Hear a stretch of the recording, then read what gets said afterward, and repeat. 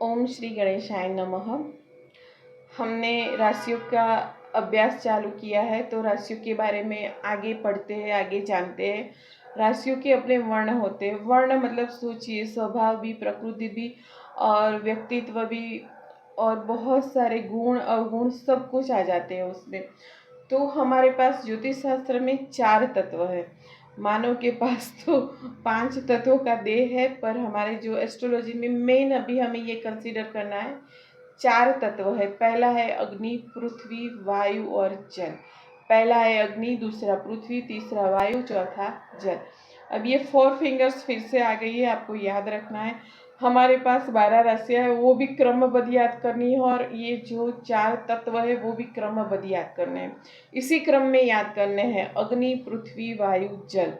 Okay, तो इसी क्रम में तत्वों को याद करना है। और 12 राशियां जो आपने याद करके रखी है, वो 12 राशियां यहाँ पे 4 तत्वों के बीच में डिवाइड करनी है। कैसे डिवाइड करनी है? क्रमबद्ध, जैसे हमने दिशाओं में किया, वर्ण में किया, वैसे ही।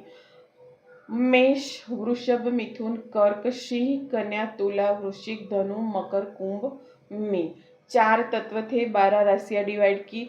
अब हर एक तत्व के पास अपनी अपनी राशियां होगी। जैसे कि अग्नि तत्व में कौन सी राशि आएगी? मेष, सिंह, धनु। पृथ्वी तत्व में आएगी वृषभ, कन्या, मकर। वायु तत्व में आएगी मिथुन, तुला, कुंभ। जल तत्व में आएगी कर्क, वृश्चिक, मीन। देखिए, ये जो जल तत्व है, अगर हम राशियों के सिंबल याद कर लेंगे तो बहुत ही आसान रहता है।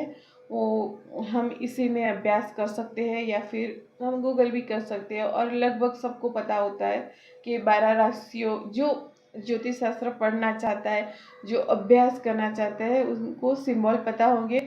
फिर भी मैं एक क्लास सिंबल्स पे, उनका जो आकार है उनके ऊपर भी बनाऊंगी। आज के लिए तत्व याद कर लीजिए, 12 की 12 राशियों के, और हर एक तत्व की राशियां भी याद कर लीजिए। इसका अभ्यास करिए। ओम श्री गणेशाय नमः।